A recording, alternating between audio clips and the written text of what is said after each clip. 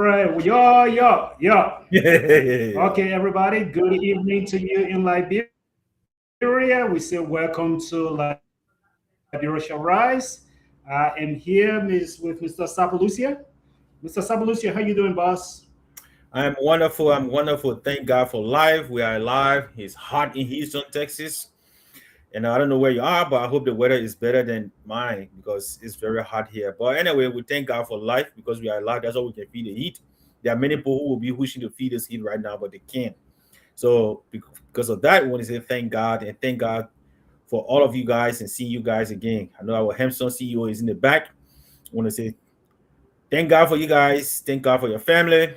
And thank God for our audience.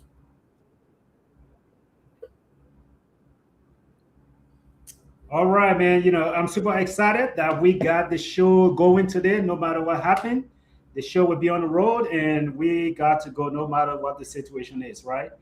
And so today, though, we want to. I know the drug issue in Liberia is one thing that have dominated the news, and everybody is talking about it. We can't help but to add our voices.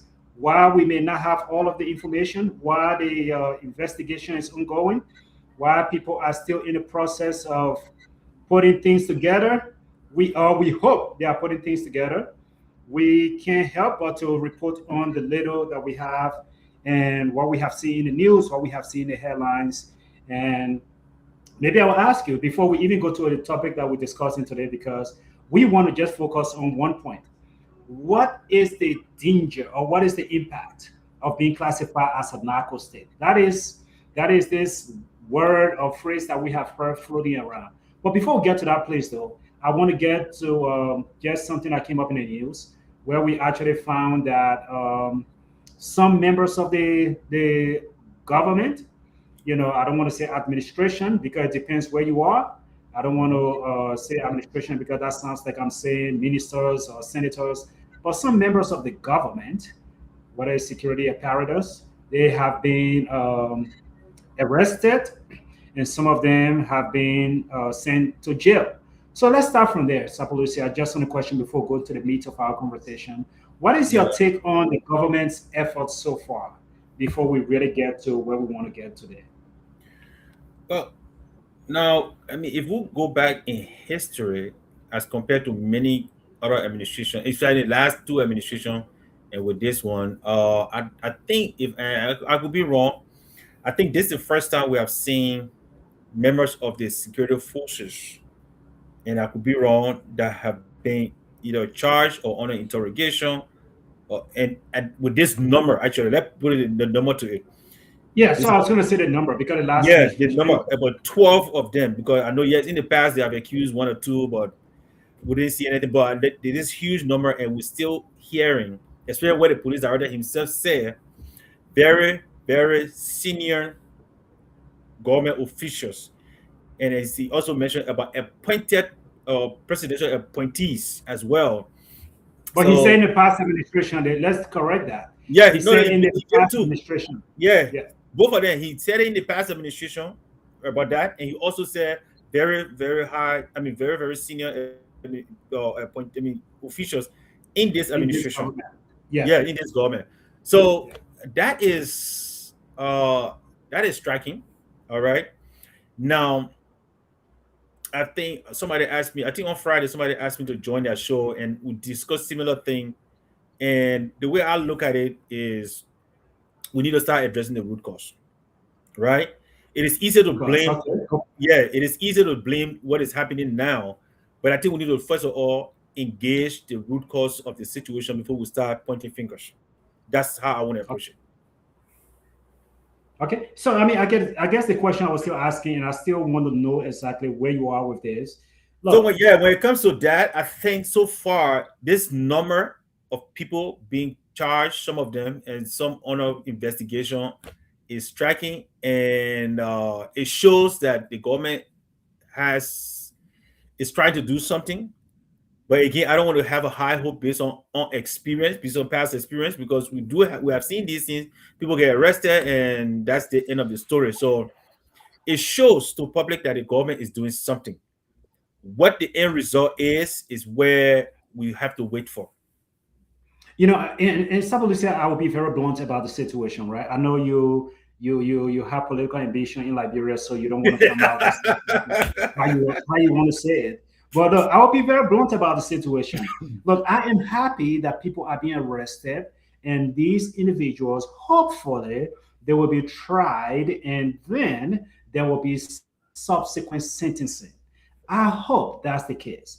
But again, the reason I say this with trepidation, the reason I say this with caution, is because of what happened in the last go around with the last drug cases. Mhm. You and I have read excerpts. We have read the report where yes, people were arrested, and those some of those individuals were in jail.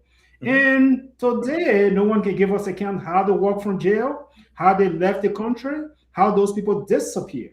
Mhm. So I am not the guy, I'm not the cheerleader who is standing around and clapping my hands and say, oh yeah, this government is arresting people. I would love to see that, look, not only arresting, because it could be a smoke screen for all I care. It could be a smoke screen where people you're going to arrest someone and just make it look like you're doing something. But at the Mhm. same time you're arresting these people, you're telling them, oh man, sorry, we gotta lock you up, but we'll come back and free you. Yeah. You know, because we know that those individuals who have been implicated so far, who are alleged to be part of this conspiracy, let's just put it as a conspiracy, if you think it is, those who are part of this drug thing, unfortunately, some of them are very close to the higher ups. And in Liberia, we have this saying that if you hold the rope will hold the bush, Mhm. right? And then so because of that, I can definitely say, look, Mr. Police, I heard me to lock you up, but I gotta lock you up for the better good of the country. Let me lock you up, but I promise you, less than 6 months we'll free you. Trust me. The same way we free other people when nobody know, nobody have no hair, no tear, the same thing gonna happen. So you're being politically correct here. You're trying to sugarcoat it because you're going to run for senator at some point. No, no. I mean, you're a good person. If you run for senator, I'll be there. I will be there to support you. I'll go on your campaign trail. As long as you buy my plane ticket to come to Liberia, I'll be on your campaign trail. I knew you since you were in ninth grade with me. You're a good character human being. I can't say anything negative about you. You Thank, know, and and, thank and you for so I vouching would for me. definitely, yeah, I would definitely be on the campaign trail. I would not worry about it. If people come out and say, oh, they may get 10, 7 children outside marriage, I will be there to defend you because that's not the truth.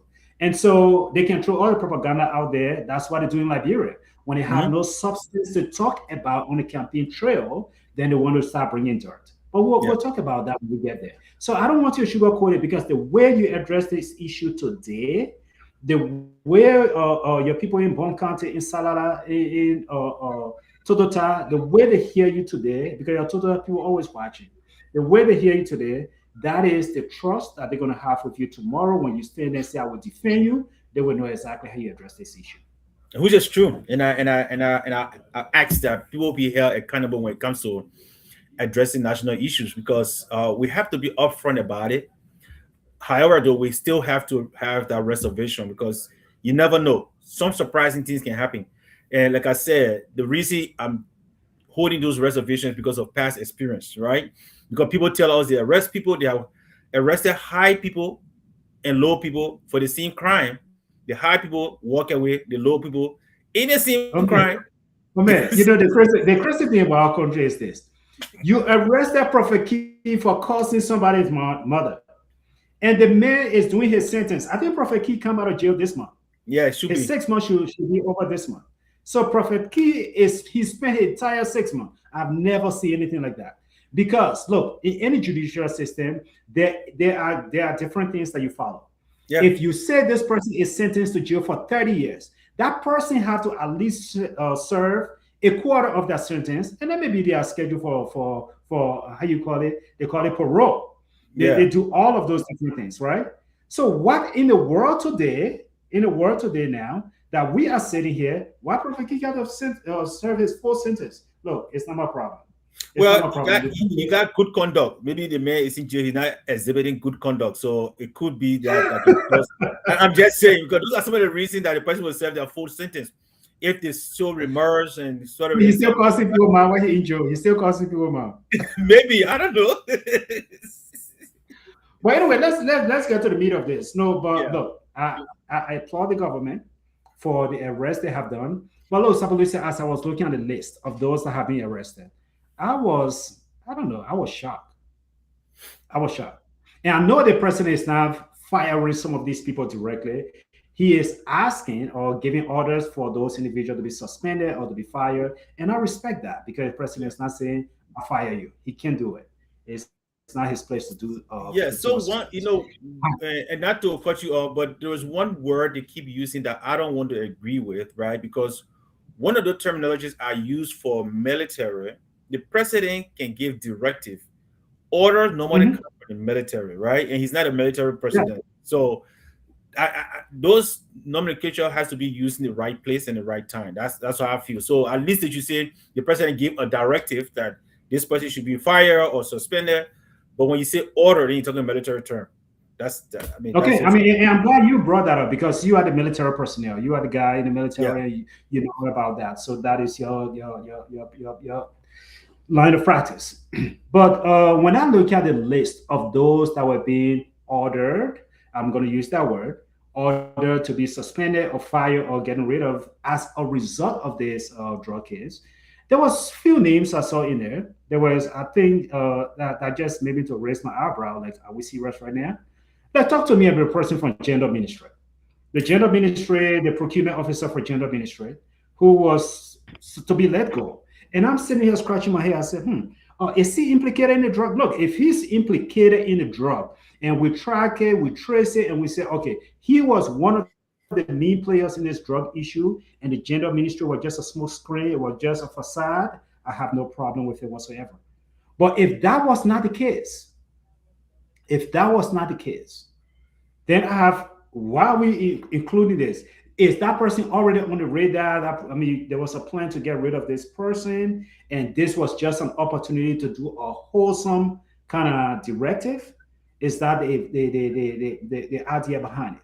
So those kind of things actually made me to scratch my head. And maybe Mhm. the person around you who is not a key player. I'm not talking about Emmanuel Kwa, but I'm talking about someone who is not a key player, who is just, you know, a known factor, so to speak. Is that And see, person part of this big picture?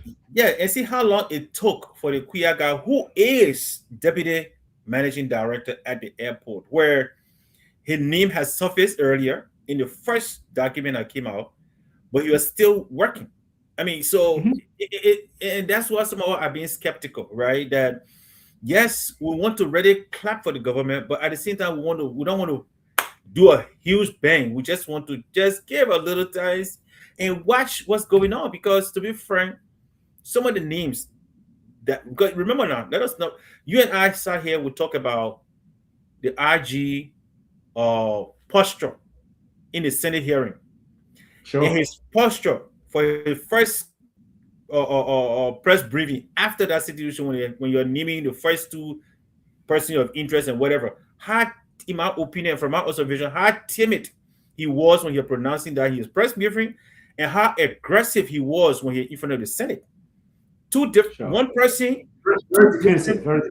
yeah, two different characteristics, and that got me to start thinking what's going on. And then when we come to find out, most of the names that came out are people that are very close to him, not just professionally, but what people are speculating. Again, speculating. I want to give that disclaimer. Based on what people are speculating, these people are also involved with him outside of work,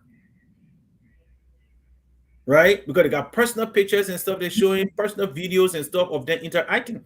I have people that work for me in my department, but that's all we do. We work. They don't know where I live. They don't go to my, they don't know anything about me. That's all they know, work.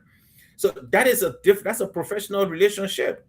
But if I take that person and we hang it out, go to the bar, we go to the club, we go to other places, that become a personal relationship, right? Sure. So there was, for me, when I see those things and hear about these things, then it got me thinking, okay, this is not just professional relationship, this is also personal relationship.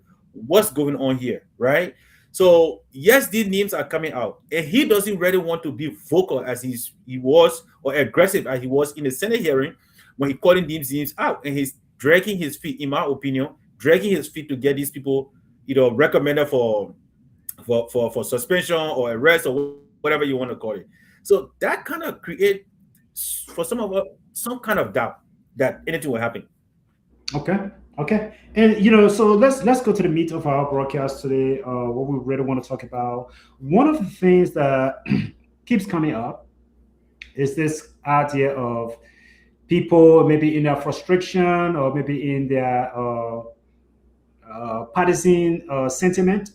People have been using a label one way or the other based on what side of the aisle you are, whether it's the left or right. People have been using those labels, and one of those labels that have been flying off the hook that I have seen so many times, that I've heard so many times, is this concept of Liberia being deemed a narco state.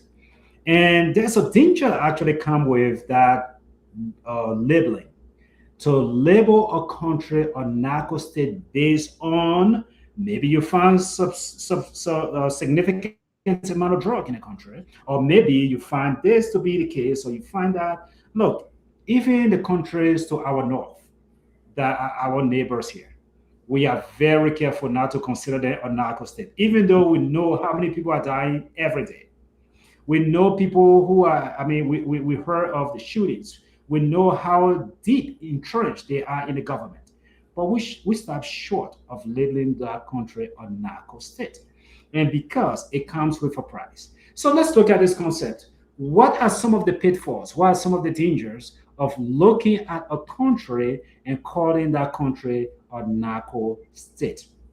The very first thing, University of Google actually lays this out.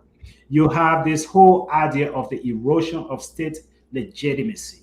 So basically, though, it just simply means maybe 2 weeks ago we did a whole show here on this concept of whether Liberia is a dependent nation or independent nation.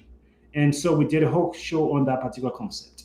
If you were to look at you were to look at Liberia and label Liberia a narco state, you undermine the legitimacy of the entire government. Oh, somebody got to turn that thing off, man. You guys got something going on there. Somebody got something going on there. Y'all turn that thing off. Maybe somebody calling you from Liberia. I don't know, but there's a lot of noise in the background. But yeah, so if you go and you label a country a narco state, so basically you are just saying that, look, there is discredit. You just undermine the legitimacy of the government as a whole. You are saying that this is a government of corruption, this is a government of intimidation, this is a government that cannot be trusted. So it erodes the entire trust in the government system. And so that's one of the dangers I see. And Sapalusa, do you think, though, that Liberia is at that point where we want to go and erode our entire government system and give it over now to the cartel and say, this is a cartel state. It's no longer a free government. It's not no longer a government where Liberia can govern itself. Forget about what you think about Liberia being independent or dependent. No, I'm not going to think about the independent or dependency stuff. But let me be real here. Okay. I know Liberia, we don't think about the consequences of the languages that we use only because of political sentiments, in my opinion. And in fact, it's not even just an opinion anymore because it's a true observation that we will have national crisis. Instead of address it, we use that to, you know, castigate or downplay or whatever negativity that we can add to for the current administration. And I think that is just bad. There are political issues that we can discuss about corruption. It's something that is in the country every year. Those things, if we make it political, I understand. Because corruption, yes, it affects everybody. And stealing, yes, it affects everybody. But at some level, based on what you're doing in the country, it may not affect you. Okay? However, things like arms dealers coming in your country, illegal arms sales and stuff like that, drug smuggling and stuff like that, those things should not be treated politically. It shouldn't be used as a political yardstick, right? It should not ever should be used because when it happens, where people are wishing for Liberia to be declared a narco state, Your government will not have control of anything. That's the first thing. Okay. Right next door, Mexico, even though it's not declared as a narco state, but because of the drug cartels that are there, they control the government in Mexico.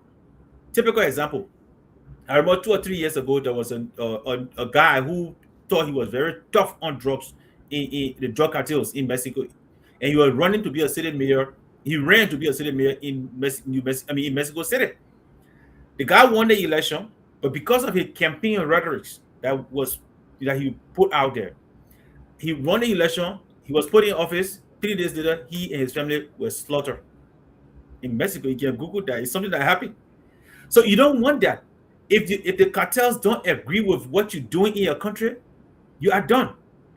So Liberia cannot be considered a narco state at this time. What we need to be fighting for now as Liberians and home or abroad, political, or whoever you find yourself, is how we can address the issue, how we can expose these people before we can get to before we can become a 10% narco state. The reason I would say 10% because Liberia is not sophisticated. One, your security forces is, in my opinion, I don't want to say it, people don't want to hear it. They say you undermining the security, but it's poor. That be real. And that's why when we started, I said we need to address the root cause before we can start talking about these narco state, non-narco state, right? Again, like I said, somebody invited me on a show on Friday, and I discussed the same thing.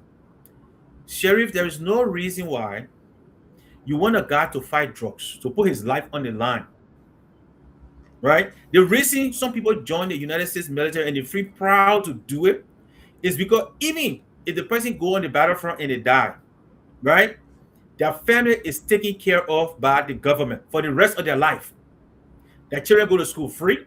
Their spouses, under normal condition, will get everything they need for the rest of their life.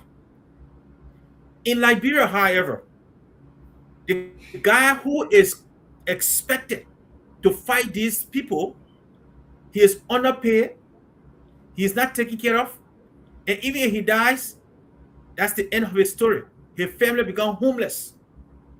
How in the world do you expect that person to go and fight against a man who is well established? You can't. So instead of us as Liberians trying to undermine the government by indicating that, oh, because of political reason, I want to declare Liberia a narco state, which I don't want anybody to wish for, because if you do, guess what? The life of Joseph Boakai will be protected. Because if it becomes a narco state, he can get security from the drug law. But we in Sony Wen, Nukutan, Somalia Drive, Red Light, and whatever you can call it, you will not be safe. Because your children or you yourself could be kidnapped by a drug law to push their drugs or to do something in that line. If you don't agree, they kill you. And if they know you got small money, they can kidnap your child and will ask you to pay ransom. That's how narco state operates. So those who wish for narco state, I can tell you, it will not affect Joseph Boakai. It will not affect Jeremiah Kuhn or all those guys at the top. No, they will be safe because they got money and they got connection. Most of you who stand in the street because you see this citizen or ANCN or whatever it's in and trying to declare Liberia a narco state, you will be the main victim. Let us not forget, we fought 14 years of war. You and I were the one that were running up and down. Backup Murphy were not in the country. Amos Sawyer were not in the country. Ellen Johnson were not in the country. Tukwa Nanti, whatever. All those people who were advocating at the time, none of them were in the country. We were the ones suffering. And the same thing will happen if you declare Liberia a narco state.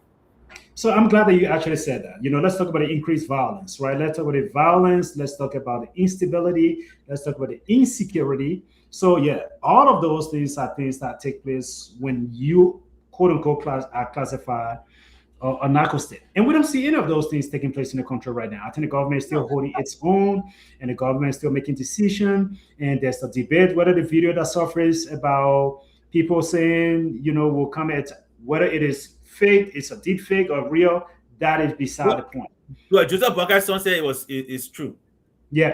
So, but that is beside the point, right? Because the thing here is, if insecurity, narco state they operate with high. Look, what they do, these drug laws, they will come. Their goal is to intimidate and suppress you to the point that you will have no option but to say yes.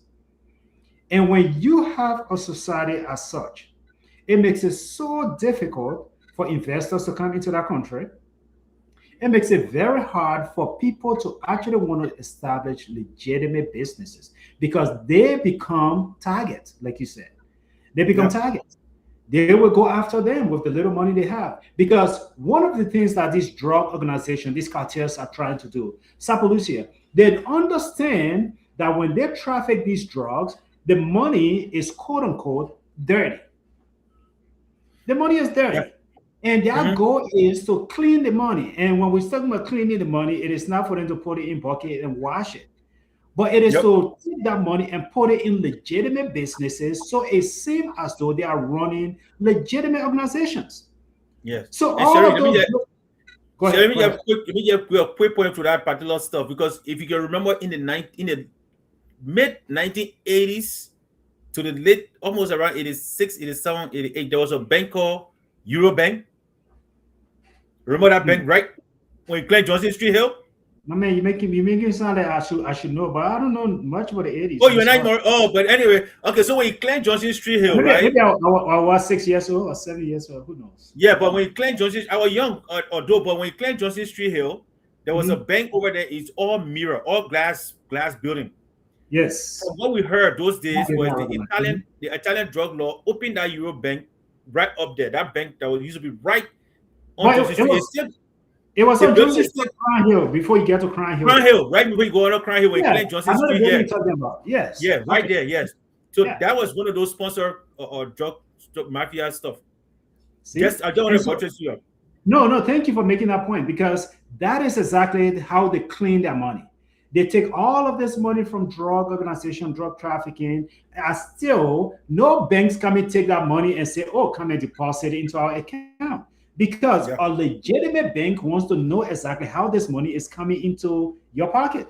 They want to know Yeah. exactly what business are you running that gave you millions of dollars that you want to deposit with our bank.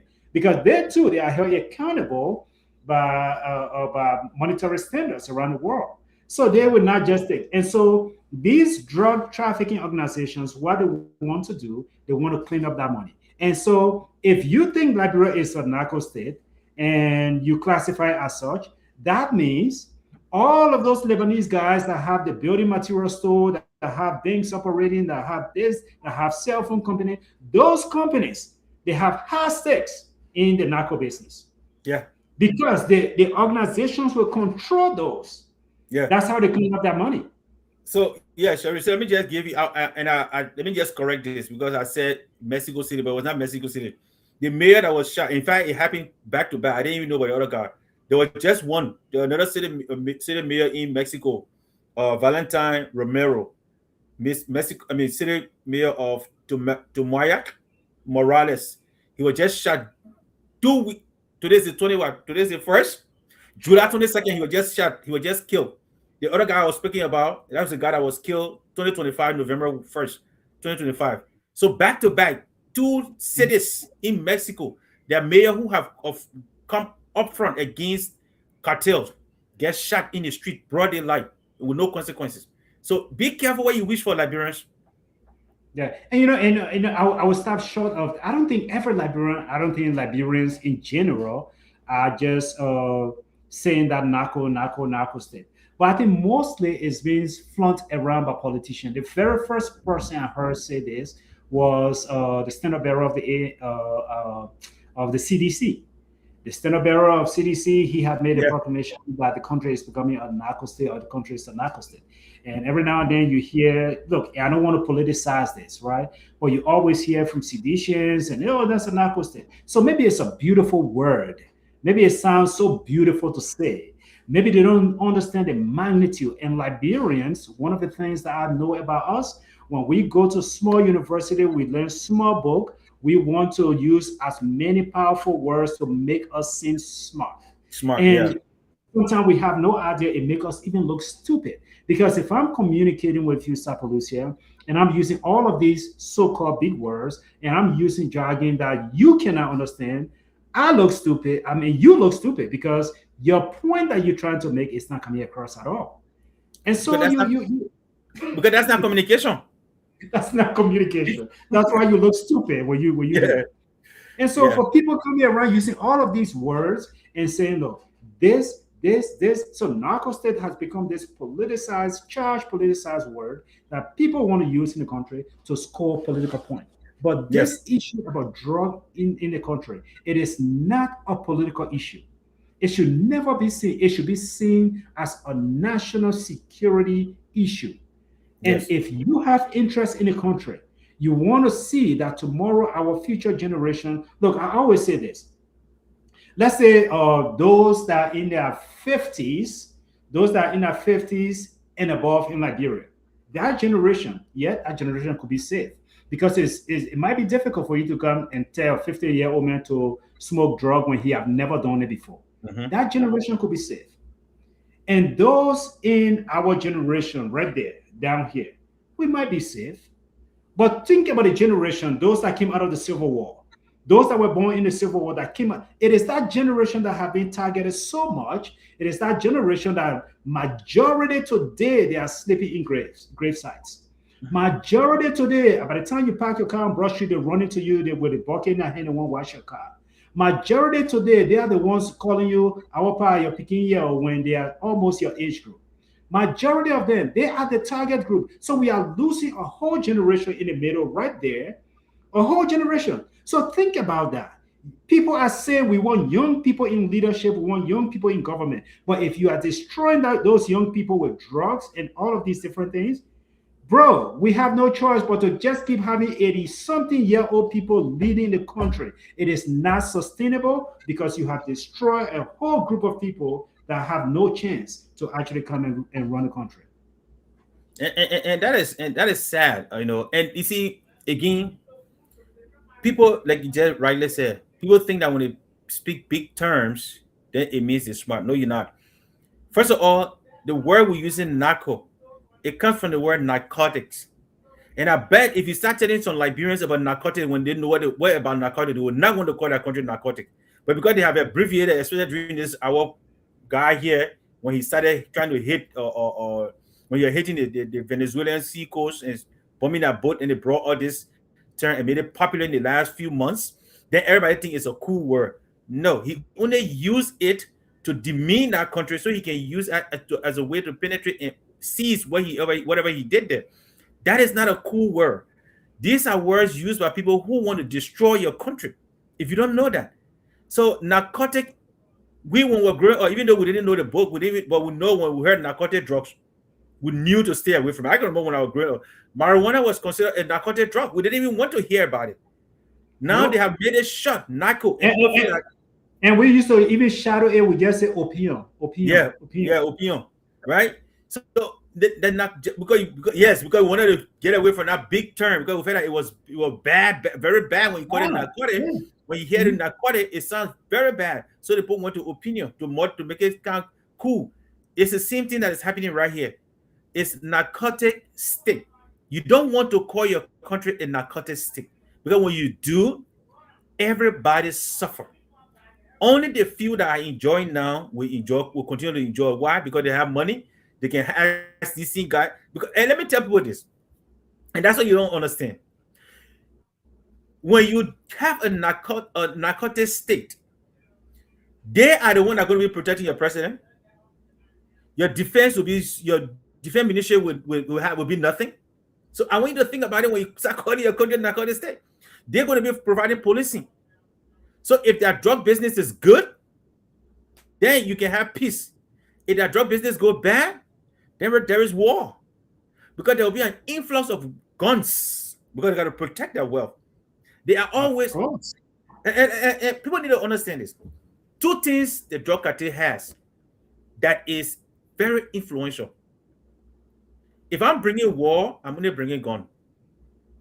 The drug cartels are bringing two things. They're bringing money and they're bringing drugs. And both Two, are powerful motivators. exactly, two powerful things that when you get hooked on money, when you get hooked on money, money is addictive. Drug is even worse.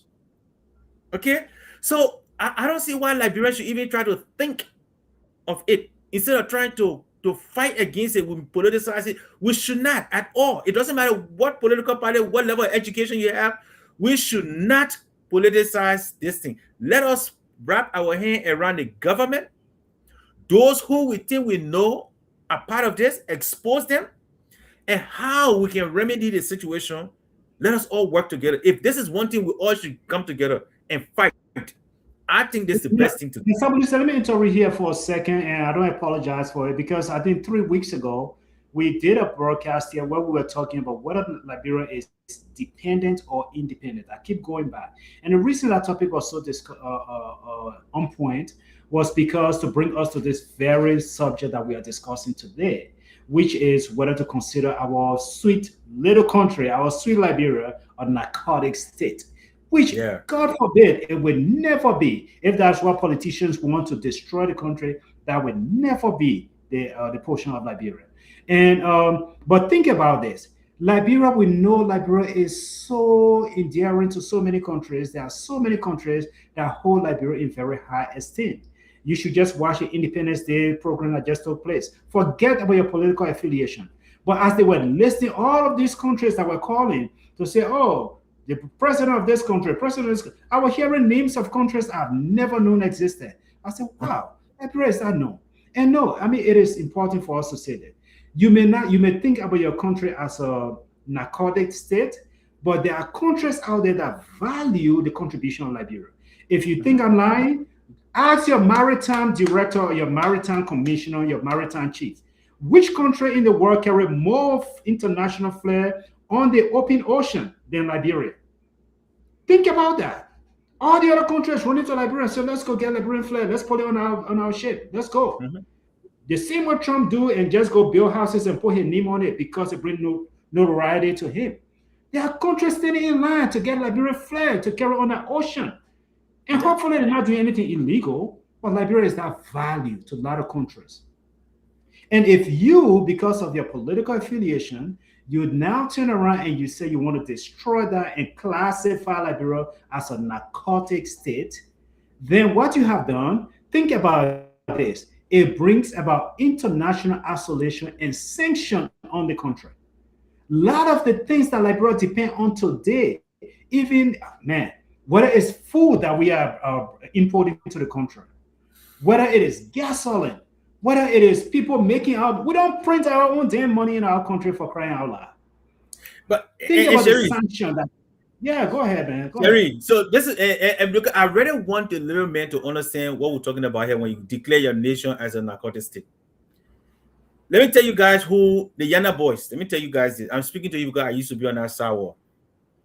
When you have a narcotic state in your community, those guys who you calling today disadvantaged youth, those are the people you be paying tax to besides because city how do you call it? The city police will kind of give you ticket and you get them money. No, but let's say PNJ as an example. If you got one of those guys there who is one of the narcotic state guy or whatever you want to call him, gang leader, he will tell you when your shop should open. He will tell you how much you can pay. You can negotiate with him. If he tells you, hey, and whether you sell or not, the man doesn't care. If you don't pay the man, you can't burn your shop. That's what happened in narcotic states. If you don't pay, the guy come and tell you, say, look, every week, all the stores here, I want you guys to give me 200, 200, 200, 200. He may have sympathy one day and say, okay, you know what, today you don't pay, but tomorrow, make sure you pay. And if you're paying tomorrow, make sure you add 25 or $50 addition. There is no negotiation with narcotic or these guys. So you, the Yana boys, you'll be paying due to him. And if you got some kind of makeshift government there, you'll be paying due to that government as well. So tell me, when you're buying from the Lebanese man or whoever that is paying due to that gang leader, then you go to buy from him. Remember, when you go buy from him, he will have to put his charges that he got to pay to that guy every week on the goods you're going to buy. And then that's what you're going to put on the market to sell. And if you cannot get enough profit, guess what? Just how he paying, that how you pay as well. And then citizen, you who going to purchase these things, if the narcotic leader say, look, today I'm hungry, I don't have this, and he sees you going, you think the guy's checking your phone. Today you're talking about the checking your phone and running.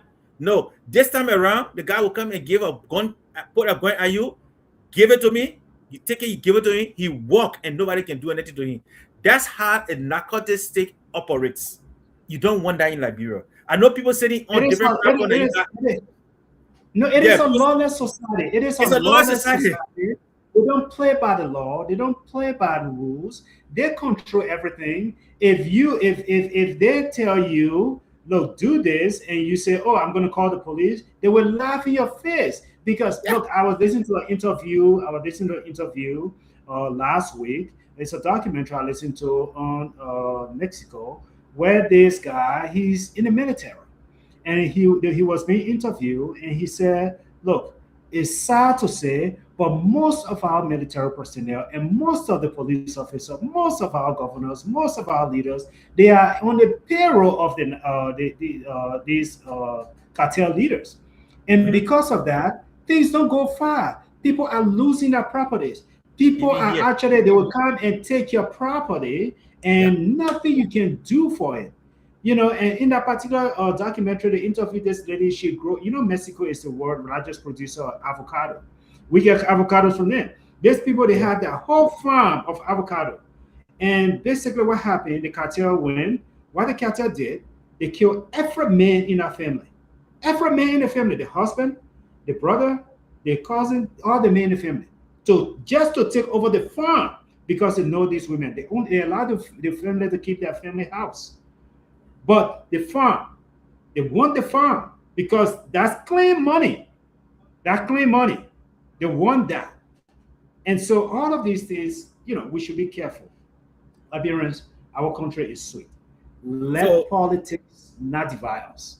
Let us yeah, not be putting these labels out there like it sounds cool, it does not sound cool. Let us not do it because we want to score political points. The country, at yeah. the end of the day, when we stay here and we work our butts off, when we do all of these things, people say things. Liberia is the one country that we come to where nobody is judging us by the way we look. That's And our place. the way We we got to speak, we the the skin way we color and all that speak. stuff. Yeah. Nobody is judging us by that. That is our place. That is our one country. If anything, this drug issue should make anybody angry. It should make any of us angry. Because look, some of the things I'm looking at when we talk about international isolation, you already don't have police standing in line to come to your country. We already don't have the. I can't even do on one hand how many flights go to Liberia from different places. Maybe Morocco, we got Brussels, and I don't know who else. I don't know if Kenya goes. I don't know. But we No. can't even count So on one hand how many airlines go to the country. And then when you start to label yourself a narco state, you think Brussels want to go to your country? No. So the people that stay here who want to come to that country at the end of the day to say, let me just go and relax, let me go enjoy Christmas, let me go enjoy 26, those people are stuck. That's international isolation. That's what we're talking yeah, about. yeah. But let's see if we can address Yakbaulu question. Is that something anyone is that something someone have control over?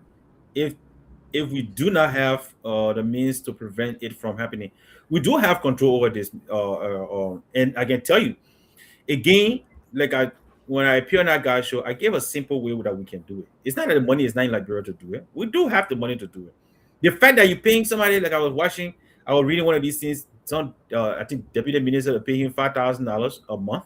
The fact that you're paying somebody $5,000 a month, you should be paying the guy that is standing at the border at least the minimum $1,500 because he's on the front line. You can't be paying somebody $5,000 in the same ministry, then you paying the other guy $150. What sense does that make? So you want to be the mayor whole year's salary? His whole year's salary is less than the man 1 month salary. And those people who they give me $5,000 to get car assigned to them, they got everything assigned to them. So yes, They get gas card. They get yes, gas a they get card gas for phone, they fuel. get cell phone, they get pay for their scratch card. So yes, it is something that we have control over. Redirect your resources to your security. Again, and I would state just like I stated on our show, on our platform, that Liberia, for whatever reason, we do not see a crisis, address it, and then prepare for the future. You would think a country that went through 14 years of war, immediately after coming from that war, the first thing you build is defense. Today, the Guinean border, the Liberia Guinean border, still occupied by Guinean soldiers. People say they're using diplomatic. I don't know what diplomatic stuff. I don't want to use the language I supposed to use, but I don't see any diplomatic about it. Now, we had Ebola, a healthcare crisis. We got infill. Instead of we investing money in infill, every good person that comes there, we push them out and put corrupt people there. Okay, we had COVID, the same thing. Now we got the drug issue. The drug issue did not start anytime just yesterday. No, it started from Ellen Johnson's lifetime. We started hearing about drugs in the country. I know I heard about 50,000 before or $50 million. We heard about 100,000, $100 million, and so forth. And today we're talking about $300+ million. So you saw the problem, you know what the problem is, you know the root cause, but you don't care about the root cause. You want to solve it. And that's why some of our job, for me, my job, what I do, that's the principle we use. Laboratory science believes in prevention. That is why before you get sick, we'll call you to the lab and say, hey, come here, let me test your blood. When I identify what you have, I'll say, hey, my man, there's a high chance you're going to get diabetes. This is what you need to do to prevent that. That's the principle. You identify the problem, address the root cause, and then you will fight. To fight drugs, yes, it is within our control. We need to allocate money. Take some of the money from all the scratch card, that money. Redirect that money. Those guys can afford from their own salary, they can afford scratch card. They can afford gas lift. They're not traveling from Minnesota to Texas. No, they travel right within Monrovia. So they can buy their own gas from the 5,000 they got. So go ahead. So finish your point. Finish your point. These people that are getting way underpaid, you don't give them the incentive that you give the other people that you pay huge money to. So in order for us to prevent these things, that's what you need to do. Have a good security system, well-paid security guys, and have benefit for them so that when they say, okay, when something happens to me tomorrow, that man knows there's a safety net for his children and his family. That's mean retirement plan, social security plan, and not the narco take the poor money and go eat it. And then when the something happens, my father died, we didn't get insurance, his pension money, he's been paying all these years. No, a guarantee. That's how you solve those problems. So yes, to answer your question, it is controllable, it is within our control, and it is preventable. Yeah, so I want to start at the end of the question there for Mr. Yakpawolo. I want to start the question: if we do not have the means to prevent it from happening. Actually, that's where I want to start. We do have the means to prevent it from happening, and that means it ties right back into what you are saying, Mr. Sapolus here, paying people correctly. I always use this story. I think I've used it on this platform once. I was coming from Marshall. I just wanted to pick up my dry fish coming from Marshall because driving, there's a little checkpoint there before you get into the maritime office there. We pick up two guys. Picked up this guy. He got in the car with us, two of the immigration officers. They got in the car with us. Now I would just, I love conversing with people. So I asked the guy, I say, how's the hustle? How things going? How things happening? How's the pay? How's the salary? How's everything? And then the guy told me, one of the security officer, he told me, he said, my brother, ain't you see me asking you for a ride for you to drop me off to the town I'm going to my house? He said, you see me asking you for a ride? I said, yes. He said, look, you think it make me as a man, it made me feel good to stand in front of you and say, oh, can you please drop me off here, give me a lift? He said, no, I don't want to do that. But right now I don't have money in my pocket to even pay my way to get to my house. That's why I'm asking you. So he said, and the work I'm doing now, if somebody come to me today and that person he even said big money. The man said, give me an envelope, it get $1,000 in it. You think I will say no? Let me check your bag. The man said, I will not say no. He said that to me. I was in the car, I said, man, this is scary stuff. So somebody say it all goes by. We can prevent that by making sure that the people, my man, we can say so and say so. But look, the people who protect the president, the people who drive the president, the people who fly the presidents around when they're going places, those people, they should be some of the highest well paid. And in America, they are well taken care of, well paid. Yeah. Because that man, that man putting his life on the line for you. So our border security should be very strengthened. I keep hearing senators saying, "Oh, our borders is so porous. Our border is so porous." We knew this since we were children. What are we doing to stop that from being porous? We can build it. We are not saying build a wall like our president here is calling for, but you can make it strong enough by putting strong men, strong women at the border and build it, make it secure, so people understand that another nation is here. Yeah. But if you don't do so, then it will continue to be porous, and people will just come and give you $1,000 and pass without goods. You're not even checking, and so that leads me to Moriba's question here. Moriba's question, yeah, I want Yeah, to go Professor, ahead. can I just chime in quick before you go to Moriba's question? I think Moriba made a great point, but I just wanted to say something, not to be on the negative side, but when I said, do we have the means to prevent this, right, from happening? We currently do not have the means. Will you guys agree with me? We No, currently We do have the Okay. means. I don't agree with you. We have No, the no, means. Samuel said, if we do have the means, like the statement that Sherry just made, we have people that are working in these key positions that are not being paid, right? So if those people are not being paid, that's basically saying we do not have the means because we're not paying those people adequately. So those guys are the key people that are holding the security of Liberia in their hand. And we're not paying them. We're not paying them correctly. Or we let's say, let me rephrase it. We have the means, but we're not implementing it correctly. We're not paying these people correctly. So they will be basically the key to make Liberia eventually a narco state if these guys intend to take over Liberia. They have the money, like you said, Sapulosia. They have the money to pay our border security guys off. They have the money to do whatever they want to do. They have the money to buy 1,000 acres of land in Liberia, and nobody will stop them. You understand? So we don't check all these things when somebody come in, and once the money come, everybody is more open to chop. They don't even care where that money coming from. So what I'm saying is, in a nutshell, every Liberian at every level have to be so patriotic enough that even if I'm working at the border and I'm making $5, I have to be able to close my eye to that envelope when they come in and say, I got to check your bag. Or else, because you're saying we have the means now, so I'm assuming that people are being paid correctly or anything, but people are not taken care of, like you guys stated it. People are not taken care of the way they're supposed to be taken care of. So that opens the floodgate for all these things to happen. That was the nature of my question, because the No, system. I'll let you address it because I still want to go to the Moriba question. I'll let you address it. Yeah, Yeah, the system in place currently is opening the doors for such a thing to happen. We can sit here and say, oh, we have the means. But currently, from the way the system is right now, we cannot prevent something like this from happening if we don't take the actions now. That's why I want to say, I'll go back in the Let background. me address it, but Yeah, let me so just say something. let me just quickly respond to Steve. Steve, Right? come back. Don't go Yeah, to the Steve, back. come back on Steve. Let me just quickly address that. Last year, the Liberian budget was $860 something million.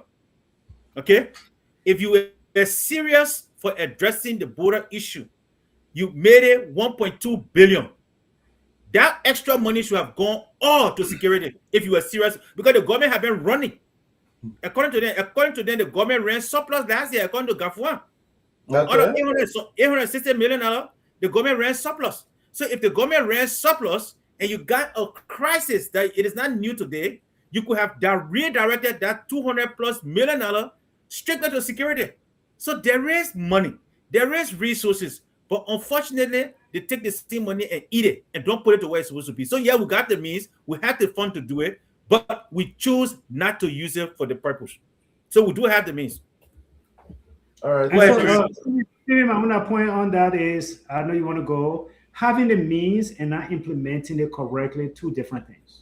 True. We have the manpower. When you look in Liberia right now, of all the security forces, maybe NSA will still be top, but the military, the Liberian military is respected among the police and all these stuff. AFL is respected. When you're having a land dispute, you say, "I'll call the police." The people laugh at you. But when they see the man in the uniform, the military guy, everybody shape up. And I'm saying we have the needs, we have the people, we have the capability, we have people who want to serve. Stephen, imagine when you and myself were in Liberia, you went to MC, my brother. I went to SDA. I had one of my teachers that lived in where in Bannersville, I think Bannersville, Gunnersville, one of those ville. And that teacher, they were not making much, but they came to school every day. You and myself will know people who every day they wear that coat suit. As hard as it will be, they wear that coat suit, they stand in, they own bike, they go into some kind of school. You know, they have 2, 3 schools that they teach it. Somebody they enter our classroom, they tire. They have the capability, but what they don't have is I can only depend on MC job to sustain my family. So those teachers are great teachers. You must have got some of the best education. By the way, you know, your president for the MC, he's one of our board members on our occasion, Mr. I'm forgetting his name now. Joshua. Joshua, yeah. Joshua is going to be part of our occasion this coming August. And so basically, when you look at all of that, great education you guys have, we have. But our teachers were struggling, Steve, to come in. We had the capability. We had it. And the same way, we have the way to take care of this stuff. But we're just not doing it correctly. We're not paying the resources. Yeah, it's the richest country in America, in the world, in America. When this man came to power, what did this man do? The man keep putting money in security.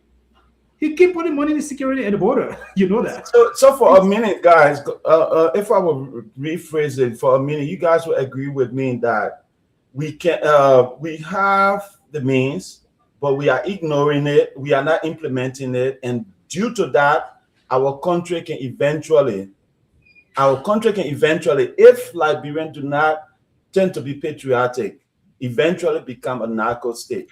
So you keep using a word. You keep using a word. You see, Sherry, let me address. They can't keep using this word patriotic. You see, in order for you, patriotic is not simply measured by. Look, I cannot be home. My children home they're not safe. They telling me I should be pictured at the border. No, but Sapolosa, that's all we're asking the people to do. That's all we're asking them to do because we have the money. We're not paying them. So, okay, well, Sherry, so you cannot be dishonest to people. Let's be realistic. I was just checking. You know how much a 4-star general makes in Liberia when we have it? $1,100 US. A 4-star general. Do you know how much they make in the United States? That's $1 million a year. Look, we shouldn't be joking with life. This is the person that keep you security. You take 15,000 now, you give it to an uneducated guy sitting and don't work. He barely works. He barely works 20 hours a week, and you give him 15,000 a month. And then you want to insult somebody who's going to stand and put his life on the line at the border because you want him to be patriotic. Why not these people who getting that money be patriotic and go to the front? I don't want to insult someone like you and tell them you should be patriotic because you want to put your life on the line when your children are going to school. I beg you, don't say you insult. So Sapolosa, you agreeing with me, right? You agreeing with me, right? Sapolosa, the guys that need to be paid well are not being paid well. And they are the ones that hold the key to our security. They are not being paid well. So if these guys are not being paid well, and the people who are asking them to be patriotic as riding the big car and doing all these things, when I come when me Dr. Positive decide to be a cartel, and I walk to that border and say, hey, my man, listen, I got $2,000 for you here. Take this and let me pass. You think that guy at the border who haven't fed his family, who haven't sent his children to school, you think he will sit down there and say, "Oh, that apostle, a good citizen, so I will let you to, I will hold your container"? No, that guy will let me pass. So that's what I'm saying. We have to, at some point. I know. I understand, but you say they should be patriotic. That's why. I'm just following what you guys are saying. I'm saying we cannot keep asking people to be patriotic. Okay, yeah. We cannot keep asking people to be patriotic and do not pay them for what they are worth. That's what that question was for. We have to pay people for what they are worth. Yeah, we have to pay people that are in key places. We have to, even our police have to be paid well, because if somebody comes to the board, the police, the immigration officer, or how you call it, the custom border of the custom officer, all of them have to be paid well. Sapolosia. Until we do that, until we do that, we are at the verge of this thing happening. Sorry to say, but we are at the verge. If we don't take care of that, let's go to Maria's question. I hope we clear on this. But it's no. I thought you were asking them to be patriotic to receive $100. I think at the end of the day, that's we how all it's gonna ride up. the same thing. At the end of the day, we all want the same thing. We do not want our country. I don't even want anybody to talk to me and say, Liberia is narcotic state. I don't even want don't want to hear it. You myself argue because you have no idea what that means. You don't understand the ramification of what that means to Liberia and what it costs the people of Liberia and the economic impact to the people and everybody else. The short life experience. We already got short life to live expectancy in the country. Then you bring you label a narco and you open the door for them. 14, 30, you wake up every morning. You think you're seeing death now? You wake up every morning and just see something happening in the country openly, terrorizing people. We don't want that. Sharif, I don't like that at all. I don't want to even think that we could get there because we will not get there. Sherry, I know we are Christians. We are Christian. We can believe how we want to believe, but Mexico is more developed than Liberia. Would you agree? I agree. Okay, Mexico right now is in a state of anarchy where they cannot control their drug cartels. What happened? Sure. What made that happen? What made that happen? Because they infiltrated the government and they have taken over the entire government. Okay, and thank you. Why we're talking about this show today. Yeah, thank you. So Liberia is exhibiting some of the symptoms of the same thing that made Mexico to go to that. Today, did you hear Yakpawulo name when they were arresting people for drug or when they were allegedly arresting people or calling people name? Did you hear Yakpawulo? The guy that pushing the whip out. Did you hear a name? Top government officials are the ones that are being named in this thing, right? Well, I don't know about top government officials here, but I know there are people in leadership who until the top government official will find out. The deputy director at the airport, he's a government official, right? I would consider him a top government official, right? But that's not the one that government Gregory talk about. Sherry, let's agree for argument's sake, right? But listen, people that are being called is not Sapolosia and myself who are the one board. They're not calling our name in our thing. They didn't say they arrested Yakpawulo because Yakpawulo is picking and pushing Wiba, but he's doing something on the background. The people named they're calling the deputy director for security at the airport. That's something crucial. So the people in top security, if they are already giving in, imagine Yakpawulo who don't have money to feed your family. So that's what I'm saying. We have to. But I disagree with you. I'm not agreeing with you. I disagree with you. No, I'm not asking you to agree with me. I'm not asking you to agree with me. You said we should agree. We got people in jail for using. We got people in jail who are victims to drugs. They are in jail. The very boy talking about, the guy on the Yana boy talking about, these are people who, when they catch with weed, they put it in jail. They put it in jail. But they are not the one that facilitating these drugs. But apart from that, Sabulisha, Mr. Sabulisha, apart from that, and Mr. Pastor, apart from the whistleblowers are just in jail.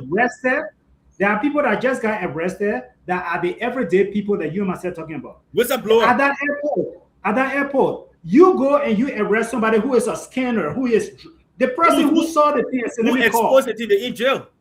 And you could arrest the person. That is everyday people there. What are you talking about? That are top government official there? No, but again, they are being arrested for the wrong purpose. Though they are not being arrested as the people that are the perpetrator or are the key people that are making this happen. You just said a whistle.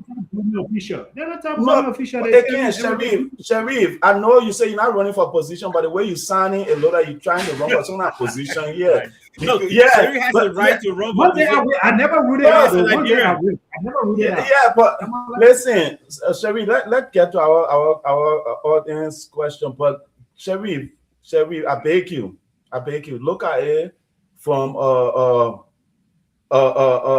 Liberian patriotic perspective, right? When will we as a country decide to pay people for what they are worth? One. And then when will we have a system in place that is ethical enough that when when we have people that need to be put in jail, when we have people that need to be how you call it, arrested for the purpose for which the crime for which they committed stuff, for them to be put in jail. When will we have those people taking held accountable? Let me find my term. Held accountable. When will we have those people accountable? Held accountable. The thing here is, Sharif, you're saying they're arresting the whistleblower, they're arresting the little guy that saw something and decided to complain. If we are doing that as a country, Sharif, are we ready? Are we really ready to prevent something this big from happening? You know, I mean, so this is what I would say. This is what I would say, brother. This is what I would say, Steve. We all agree here that look, the government, and I think, look, our discussion here is not for the everyday Liberian people. It's for the government. Whoever one government person that hear it, I hope it is Joseph Waka. It is for the government to take action and not just stop to say, oh, we arrested those few people, so we okay. No, go deeper. Because we want to hear those people that Gregory Coleman said, the top government official. I know he said very, very senior government official. We want to find those senior government officials, whether it was in this administration or in the last administration. We want those people, let them come and let's embarrass them, let's put them out. Because when we do so, then now, don't be surprised, Steve. And this I'm telling you, it sounds horrible. But I gotta tell you this. Those people today, let's say you put Sharif name out there. Oh, Sharif is the deputy minister for the port, the whatever. I don't even know that position. He's the deputy, and they put me out there, and the government ship me, and they take all that they cartel narcotics from me, and they destroy it. The cartel will be angry. They come after me. They kill me. Then they destroy because they want the money. Yeah, They kill me. You know what? I've just lost my life. It will send a signal to other people. I don't want to be part of that. And that is why it just brought me back to Moriba's question. And I know it sounds bad. I don't want to be like King David in the Bible, where Samuel comes in and Samuel said, "Oh, King, the man got one woman, and the other man got 3 sheep, and you go and take the man." And then David said that man should be put to death. I'm not trying to put my own death sentence out there. But what I'm trying to say, Moriba is asking this question: should the commander-in-chief declare war on drugs as an enforcement tool, or would this be unethical? Where do we go from here? If we cannot say it is a narco state or international assistance, I like the question. And the reason I like the question, it is multiple questions in there, multiple layers we can unfold. I know our time is out.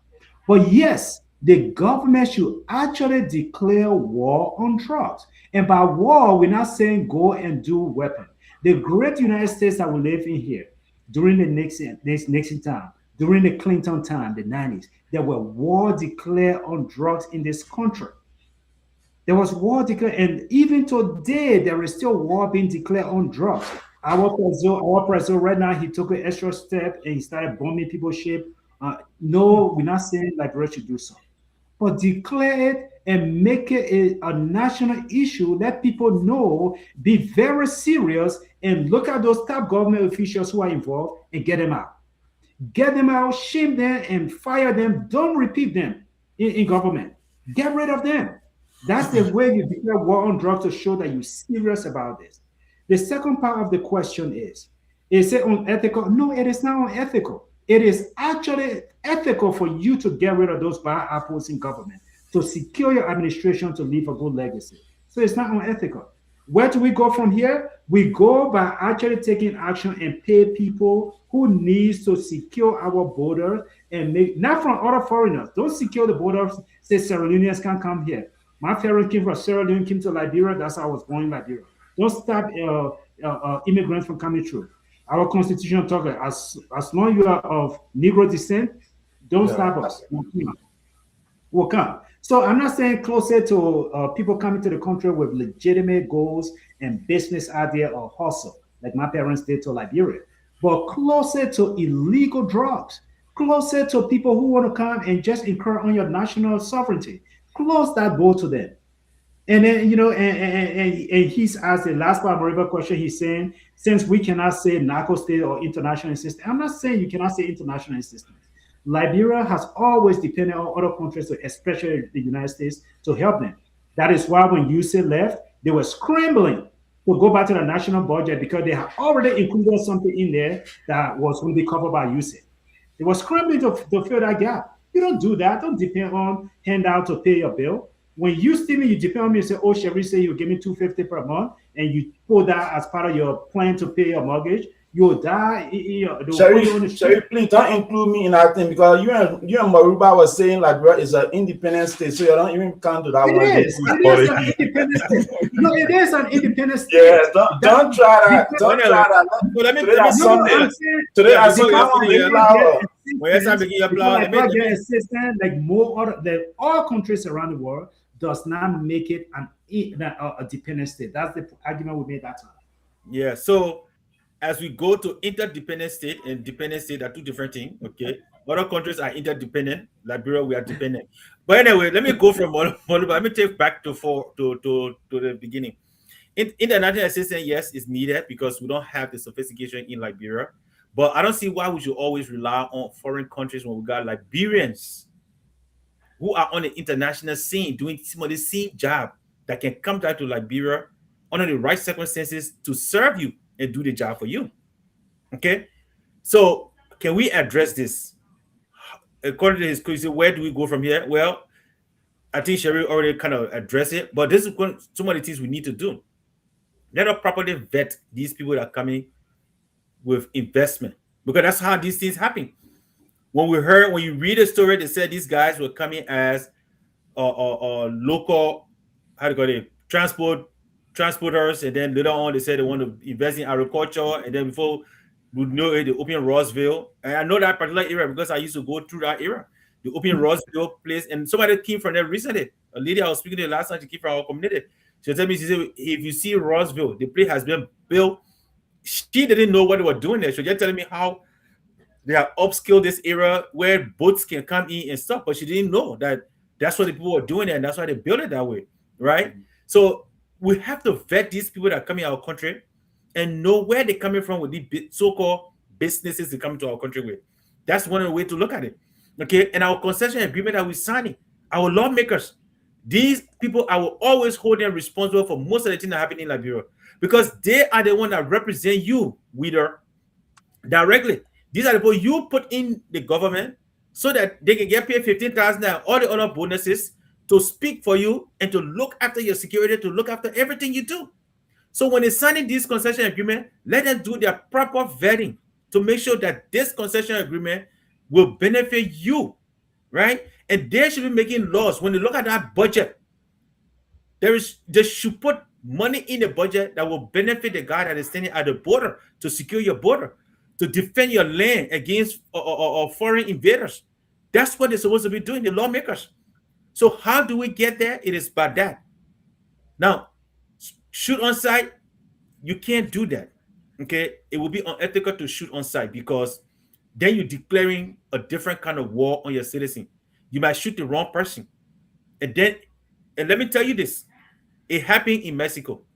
When those guys, when they are in fact, they are better armed than the government in Mexico.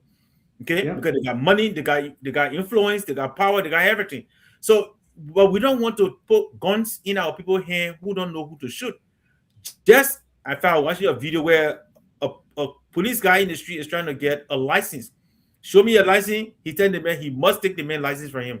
So you got to also train people.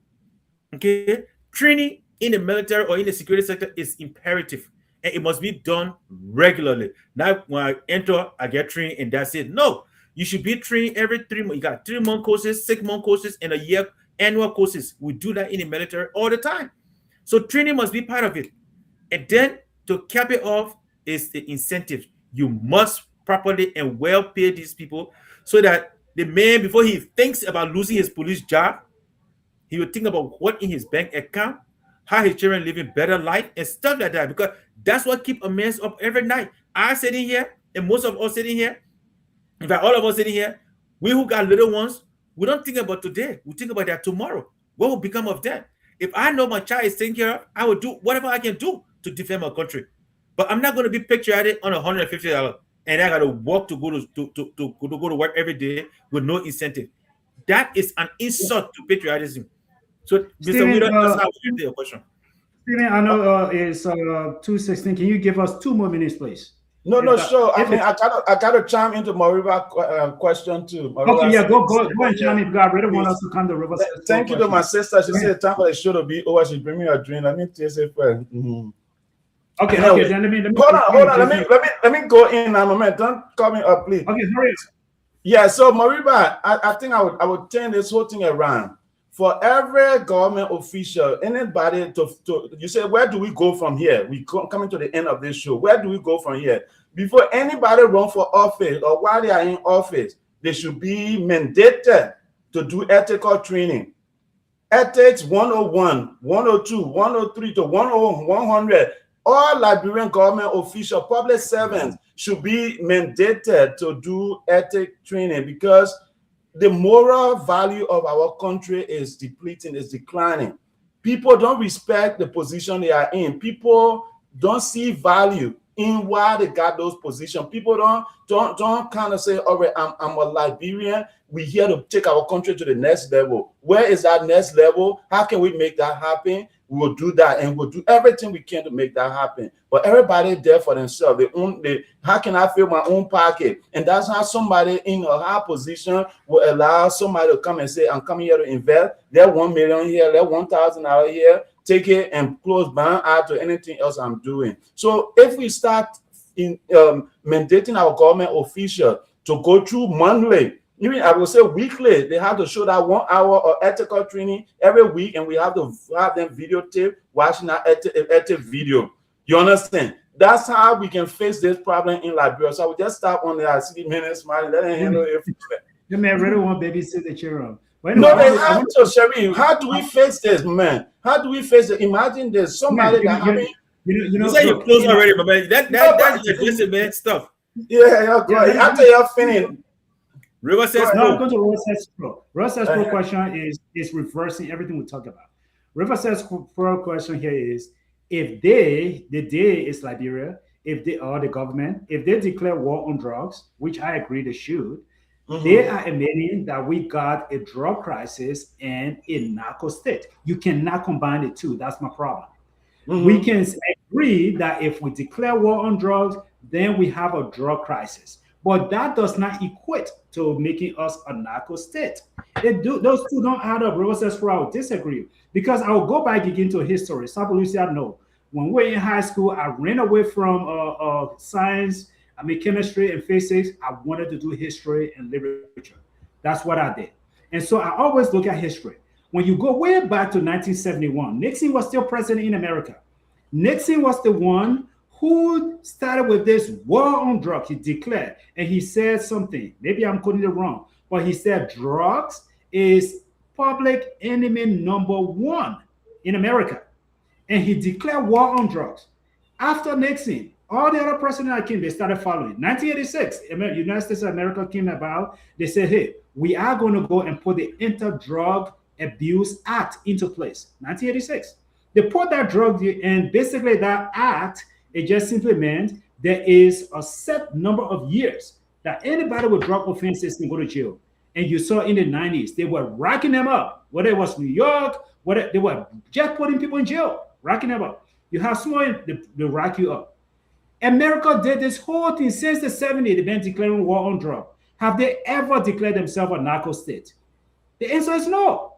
And don't even tell America that you are a narco state. They will pack your bag and send you by where you're coming from. So what I'm saying here, Rose Says Pro, because we have a drug crisis, it does not equate to us having a narco state. Don't consider Liberia a narco state because we are not there and we will not get there by the grace of God. That's my point, Sapalucia. Yeah, but you see, and that's what we said from the beginning, right? That we should not make this a political touch or topic or political jab. Because I'll be honest with you, I think because the sedition, God have spoken, everybody want to follow suit. And I want Liberians to be of people, especially we the mature people. Let us be independent thinkers. Your leaders cannot determine what is good for you. They might be in position to provide the opportunity for you, but you personally, what makes you successful is based on your individual independent thinking and independent mindset. Just because I love my leader or I like my, I don't love my leader, by the way. I always tell people, do not love your leader. Love your family, love your spouses, and love those people. Hold your leaders accountable. That's what they are there for. Just because George Weah says, first of all, I don't know why some people even follow the guy saying. Just because George Weah says something does not mean it's right. Let us not forget, George Weah government was the one that kind of built the foundation for so many things that are happening. We shouldn't forget that. He was the one that arrested 100,000 drugs, $100 million drugs. And then the people walked free. In fact, they gave them a path to leave the country. We shouldn't forget that. Catch and release. Yeah, catch and release. So you guys shouldn't come pretend like Joe we are here is clean from the drug. We got remember, in fact, seditions. I will save that video. But sedition marched the street and saying they wanted Kush. We want Kush. They were there, women in their blue and white, marching in the street when George Weah was president. When they said they wanted Kush. I didn't hear the sedition saying that was wrong. And we know what Kush was doing in Liberia at the time. We know. So I keep saying Liberians need to step outside of the political realm right now and look at a drug crisis that we have. Liberia is not a narcotic state, and Liberia should not even try to perpetuate that they want to be a narcotic state, because it will, you, Riverside Pro, and every other people who support CDC ideology, whether they got one or not, but your fanatics will not be able to go to Liberia. You will not be. Unless maybe you want to stay in the United States. But don't forget, and let me put that point out there, maybe a jab. Donald Trump just had an internship at his White House. If you look at that picture, 70 people. Now one of them is of any other race besides pure Caucasian. And I keep telling people are not paying attention. They think what Donald Trump started is something that's going away. No, and it doesn't matter whether you're a Democrat or a Republican. The Caucasians have felt that they have been diminishing, and they got to come back. So it doesn't matter who go in that White House. You better have one plan, a plan B, that if America doesn't work, I can drop home. Other than that, you all sit there and think, when you make Liberia, Narco stay here will get people to go. You go to Ghana and you see how the Ghanaian will treat you. You go to Guinea and you see how the Guinean will treat you. If the world did not teach us sense, don't try. Let us work together and fix Liberia. You'll make everything political. And then it comes to RT8. And let's see what will happen. Stephen, make your point and let's wrap it up. Yeah, so Rasa Pro, thank you for that comment, and I believe I would let us follow through on what these guys stated. This is non-political. We are trying to fight for a Liberia that is better for all of us. So it behooves our politicians and all citizens to step up today and say no to drugs. Not even just saying, oh, because this is not my business and my children are not being impacted by this, so I will not put my foot inside. No, all of us have to stand up and say we're going to fight this thing to the last power in our hand until this thing is out of our country. Because imagine the little one that is happening. Our children are standing on the streets as zombies, and we can't do anything about that. So right now, we as citizens of Liberia, we have to stand up and do everything, push our politicians to do the right thing for our country. And that's what I'm saying. We need to, if we're fighting a war on drugs, right, we need to do everything we can so that people in positions can know that the mistake they made, the little mistake they made to accept that $1 million or even that $20,000 from somebody could impact our next generation. And that person should be put in jail. Their property should be seized. They should be penalized to the maximum level of the law in Liberia. Because once we punish people and make them, I know our brothers say we must shoot them on site. No, we shouldn't shoot them on site. Let's punish them while they are living. Let them be suffering so that people can see that when you mess with drug in Liberia as a politician, you lose everything that you have worked for, and you will get punished, and you'll not even get a government position again ever in your life. You understand? But the sad thing we see is somebody get fired from one position, then the next government come, they get to another position, and that needs to stop. If somebody get arrested for something like drug, that person should not be allowed to hold any more government position. That's how we fight this war against drug. I will yield my time to the rest of the panelists. Thank you. Stephen, I think this is the first time, honestly, this is the first time I clap for you because you said something that already refreshed my memory. When you talk about, thank you, Jesus. No, seriously, I gotta give you credit. When you talk about let's take that goods, that properties, sell it, and fight drugs, that's exactly what America is doing, my brother. All this war on drugs, when they confiscate these big pharmaceutical companies, when America prosecute them, and they get money, you know what they do with that money? They put it right back into my era, mental health and all of the things. Get paid. How should we get paid? Yeah. I can get my own bread on my table. They put it right back. They say, look, y'all go and fight, y'all go fight drugs, y'all go fight mental health. And look, we discussed something here. I mean, if it was not intended, but it just happened that way. For me, I'm in our space. I see the effect of drug on people. And another thing that happened, Sapalusa is in the military. He was in the military space, but he's still there, even though he retired. So the man knew, that's why he got so. It's the first time I see Sapalusa zero hat when he's talking about people at the border not getting paid, because that's his area. He knows the sacrifice it covered. So yeah, what you saying, Steve, is absolutely correct. Clap for you, because money from this cartel, money from these drug laws should actually be used. Let us go. Darius DeLong got a center in Liberia. Jojo got a center in Liberia. Let's use those centers. Let's clean these kids up. Let's prepare them for the classroom. Let's get them back to productivity.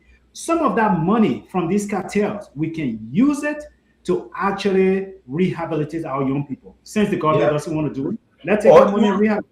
Or even pay our border agents too. There are a lot of places that money can be used. There are a lot of places. But we don't want to depend on that money again. All we don't want the drugs in the country. Do not use our country as a hub, because look, when that label sticks, it stigmatizes the country, and we don't want that. Sherry, before we end the show, that's my end. Before we end the show, I said something here. You guys laugh about it, but do you guys really think that our government officials should be going through ethical training so that they can know the value of the work that they are doing, like to prevent corruption? The corruption is one of the things that leads to some of these things happening, right? It's just taking bribe, and people can have their way. So if you are corrupt, you don't care for the impact of the decisions you make. So do you guys believe that every Liberian government officials, including the president, should go through ethical training so that they can now start caring for their people? You said no? Somebody said, I'm tired talking, so I've got to make my point so I can leave over here. Yeah, so let me tell you. No, let me finish my point and now walk on, and you guys can do it. No, but we need to talk. I told you after the show, we got to talk. Okay. I said no. Steve, I said no. The reason I said no, any responsible leadership, nobody have to tell you what ethics and what those kind of things. No, I'm making my point. Let me say my point. I'm listening. I'm just making my face. Yeah, that's okay. At my job, at your job, we at maybe I don't know much what's happening at your job. Maybe at your job, we do something called continuing education, right? You always catching up on the latest trend that's happening in your field. They're updating you. Hey, Stephen, there's a new update coming for this software. So you're always getting updated. That's training that you're going through. But one thing as a leader at my job, one thing my employer don't teach me is time management, and how to lead my team, and how to make wise decisions when it comes to department budget, and also how to be ethical, not to do anything crazy. You know why they don't teach me that? They expect that will be it's expected of me.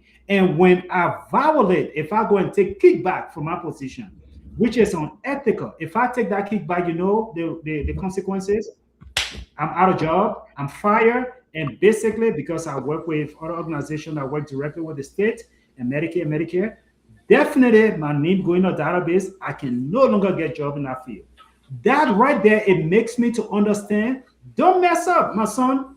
Don't let 20,000 for your eye. Don't do anything stupid. That is how you learn it. Nobody will teach you that. But when you make a mistake, there's a consequence. And that is why I said no. I am not in classroom to teach somebody with a master's degree, we make you a minister, and then say take ethics training. I am not in a position for that. You will Okay. know when you mess up, we're getting you out of there and we're bringing somebody else. So from my end, what we have in my company, besides our continuing education for our fields, we do have leadership training that we do every year. We do at least, and I got a bunch of leadership books that we do, and so we do leadership training every. In fact, every month I have one I have to do, and they give this book. So and it's very good. It's the way, especially if you lead people, right? Because I lead a group of people, so I have to know how to deal with staff. I had to know but they don't teach me budgeting and all that stuff, but leadership, because we adopted a model in the last 5 years at Harris Health. It's called it leading with love. So leading with love, as a leader, you have to lead your people, not based on your belief, not based on your thinking, on the way your people behind you think. So you got to start. That's how we go through that leadership training. And to tap that off, so I would suggest that in Liberia, we do teach leadership in Liberia because people do not know how to lead. And that's in fact, in the military too, when I was in the military, we also did a lot of leadership training. That's why most people that come out of the military, they have the basic for leadership, right? Because you are trained to be a leader. And thank God for me, the job that I have, where I am now, we do leadership training too. And just to tap that off, I think you, Steve, you know, 6F1. I Mm-hmm. developed a leadership curriculum for Cottington University. In fact, the school is opening this year. I developed a curriculum for the Leadership Institute at Cottington University that Miss Ikwa is now will soon be presenting in Liberia. So yes, we do need leadership training for all government officials in Liberia down, and that is something that is very needed. And if you do speak to people in Liberia, and I think the president of Cottington University endorsed it, and some people in the legislature endorse it too. So yes, we do need leadership training in Liberia, and ethics is part of that as well. And I think I can make that mandatory for Liberia, Shara said, because yeah, But you got your teacher right here because I do leadership training. yeah, no, yeah, thank you. You pay me. I want to do that one free. You pay me. No problem. No problem. You need to teach me. But no, let me. No, they don't need to teach me. They don't need to teach me because the thing let me talk, man. You know what is expected of me. My You man, who say you want leadership training, you are the one who sometimes, you know, I don't want to go there. Make it talk. For example, you said myself will run the show more than you. Example, you said myself run the show more than you. My man, So, listen, sir, my man. Don't let not go in the public here, but when I'm not on the show, I'm behind the scene doing things for you. So don't even start acting. Let's go to Liberia. Let leave Liberia right on the thing and go to Liberia. So if I start breathing the breath away, it's part for if we go out. Me, listen, me here, right? Me here in technology. I help the world communicate, right? I'm in telecommunication. I tell you, Sapolosia or Sharif, your job, I gotta call your boss to find out what's going on there. Maybe they let you too much. But me here, I have to go through a code of conduct training every month. Every month, that thing pop up. No, that thing pop up every month, Sharif. You don't do it and go to your director. And that's a thing that make you may likely lose your job if you miss 3 or 4 of those training. Then we have integrated training also. Imagine this, Sharif. You are a customer. We do HIPAA training. My previous job, we had to do HIPAA training. I'm in IT, but we had to do HIPAA training because we're playing with customer data. You understand? If I see your name, Sharif, or even right now in this current job, I have the ability to see phone numbers of everybody all the customers that I deal with. You understand? So I can say I won't call Sharif and cuss him because he did something bad to me. You understand? Or I can go and turn off Sharif now because Sharif did something bad to me. You understand? So if you don't do ethics training, all those things, you have people who can just say, all right, I'm going to set up my own communication system where I can call to Liberia for free. You understand? So you see where this can go. If you don't have those ethics training, you don't have those code of conduct training, you could become a rogue employee. And still with those training in place, people still do rogue stuff in companies. People hack. They have something called internal hacking. Somebody will usually take the company resources and use it for their own benefit. You understand? So even in Liberia, where we had civil war, people that were former rebel leader that could just order somebody to die, to be killed, those people left from there, they became leaders. And today we expect them to be good leaders. How can we expect that? How can we expect our country to go forward if the people that were giving command left and right? My man, oh, that man, he's smarting on my girlfriend. You'll kill him. You understand? How can we expect those people now? The longest show we have ever had.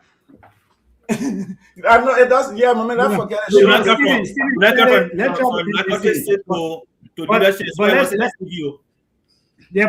Let's send it. You know, somebody wants to send our CV. I mean, Ambassador Heron. You know, but clearly people agree with you, Stephen, that we need training. So people agree with your point. So you don't even have to defend it. They agree with you. Thank you. They agree with you. But you know, the one thing that all of you are missing, even the people that agree with you, let me disagree with our audience. All the people that agree with you, and all the people that agree with you and Sapalucia, let me tell you one thing you're missing. All of the examples that you guys gave, you are talking about employee relation kind of thing. You are talking about private sector kind of setting. You are talking about businesses running. The same when you say you give the analogy of the people that they met our rebel leader that were giving command to kill, that same man getting leadership. You are the same people that run up and down the street and say you came my mind, you came my power, I'll vote for you. You are already clueless about these things. You're already clueless. I'm sorry, you're already clueless. And because of that, all of these practice companies employee, it is required that you do it. Do I expect my president to go through ethics training? No, yes. That is foolish. No, Sharif, that's not accurate. The generals in the military go through leadership training. They are government. I'm not saying, you know, I'm not saying any of this. But I don't know if somebody is standing in front of President Paul Kagame and say you gotta go through ethics. But that's the problem. That's the problem that is wrong with Africa, though. That's the problem that is wrong with Africa. Because they don't want to go. They think that do you think Trump is going through leadership? I mean, Trump is not a normal president. If I go to Africa, if you tell me about Obama, they will understand. If you tell me say Obama, if I go to Africa, you say that Africa. No, I come to America and say now I'm bringing you a president that when he goes anywhere, people respect him. Even out of office, he's respected in the current president. Obama has advisors.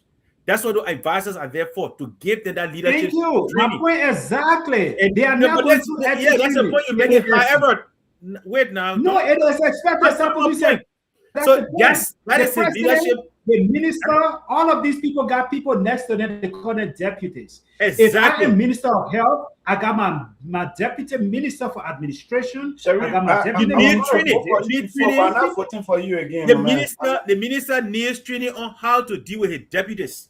The deputy needs training on how to deal with his deputies. Just like that, my CEO attend this training. My CEO from my company, he has it. They got a tiers. We got different tiers. We got up to tiers 5. Okay, so the tier 5 they also attend the same training. So from tier 5 all the way to tier 3. Guys, I will move that it should be adjourned for another. So yeah, we're talking about Narco still. Now we can't do it. We need to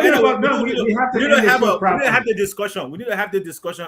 No, seriously, we need to come back on this leadership thing. Let's do a whole segment on ethics and leadership. I think so. I think so. And I will do my research. I'll do my books. And Sherry will take that training before he comes to this show. You sign. You show a certificate. I got one book I'll give you. You show a certificate for that. Yeah, but then this is a discussion. I know you guys. I will bring my book. I will bring my book because when we go into school and we're learning to be leaders in the world tomorrow, it is in the classroom we learn leadership. Sabalusi, I agree with you. Military is a different field. Military, police, any security thing, your security is ongoing because it evolves. But in most of us who are coming to go into the private world, the classroom is what prepares us. We don't just sit. That's what I love about American education. We don't just sit there and say, memorize the school 100 on the test. You are doing real world thing.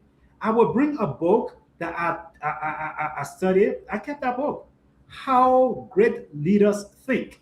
It had nothing to do with my career path, but they were No. teaching me leadership skill in school. Mhm. So when I get out, nobody had to come tell me you need to be a better leader. No, sir. So, Because but I already did that. Sherry, you forgetting to know that you are an English student, so you probably like reading already. So whether somebody got to tell you something, you like reading business, so you will go and read and learn stuff. No. But imagine our leaders It is. in Liberia there.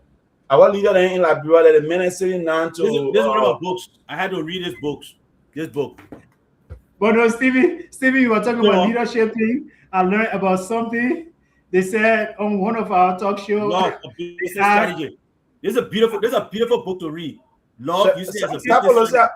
I would definitely check it out. But Stevie was talking about leadership. I thought about one of the other talk shows. They said, The five dysfunctional. My man, Sapolosia, where that man finish. Good leadership books. So, but no, seriously, Stevie, you're talking about leadership. They said, reading business. They said one of our talk show I saw, they post something on the screen. They said, let the lawmaker read it.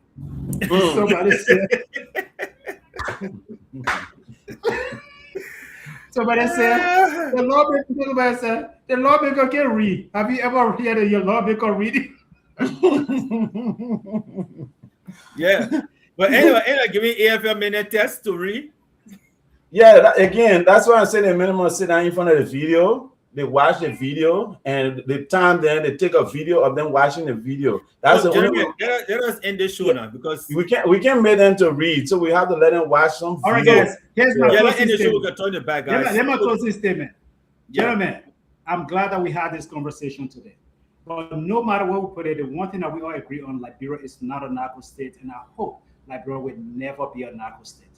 And I applaud the government for the arrest they have done so far, but we still need to get to the top. We don't just need the foot soldiers. We need those that gave the instruction, those that gave the command and say, export this, or go and provide security for this person. We need to get to those people. When the government do that, then at this point in time, I will know that the government is serious to fight this war, declare war on drugs, and they are ready to eradicate it. But until then, it is a step in the right direction, but I am still not satisfied.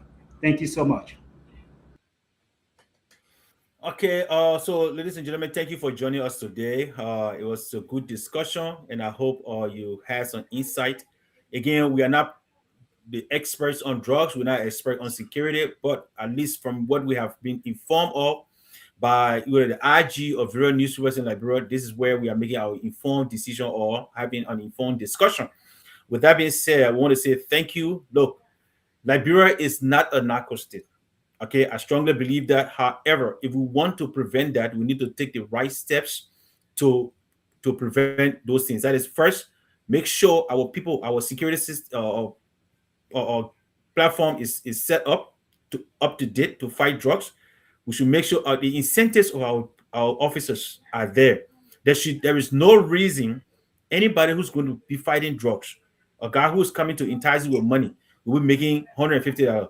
They need to raise the minimum wage of a police in our country to at least $1,500 every month, to give them that courage that they can withstand the temptation of getting or being bribed by $5,000 or $2,000. The reason the guys are attacking these people in the street for money is because they're getting underpaid. So in order to prevent that, let us make sure we are preparing our people, training them, providing them incentives, and making them establish and have love for their country. Let them think about their citizens. Let them think about their children when they're serving, because that is a service that even the man who's sitting out there making $50,000, $20,000 would not be willing to make, but he or she is on that front making that sacrifice for you. So let us pay them well so that they can be able to do their job peacefully. And with that, I think it can prevent some of these drugs from coming in. And also, let our lawmakers, when they have this so-called concession agreement, quote-unquote investors, let them investigate it thoroughly. Look, we have system in place. We don't have the system in Liberia. All the political parties got their supporters in the diaspora. They can use them to vet some of these organizations that come in, whether in Europe, if the company is coming from Europe or America or wherever it's coming from, use those people that you have in the diaspora to vet these companies so that we can have good companies coming to Liberia. Because I can tell us, if we allow Liberia to go to a narcotic state, Liberia is not going to be safe for anybody. Because you can be president, somebody will kidnap your son and you ask you to pay ransom, or they will demand that you do certain things for them, and you may not be in a position to do. So let us not wish for that. Let us not make this drug issue a political issue. Let it be used as a crisis, and let all Liberians put our hands around the government, give the information that we can give, and help curtail this. Other than that, Liberia will regret it. With that, I want to say thank you again for watching. Let us address this crisis and let us fight it together. For united we stand, divided we will fall. And if Liberia shall rise, we all need to work together and fight drugs, and wage war on drugs in Liberia. Thank you, and God bless.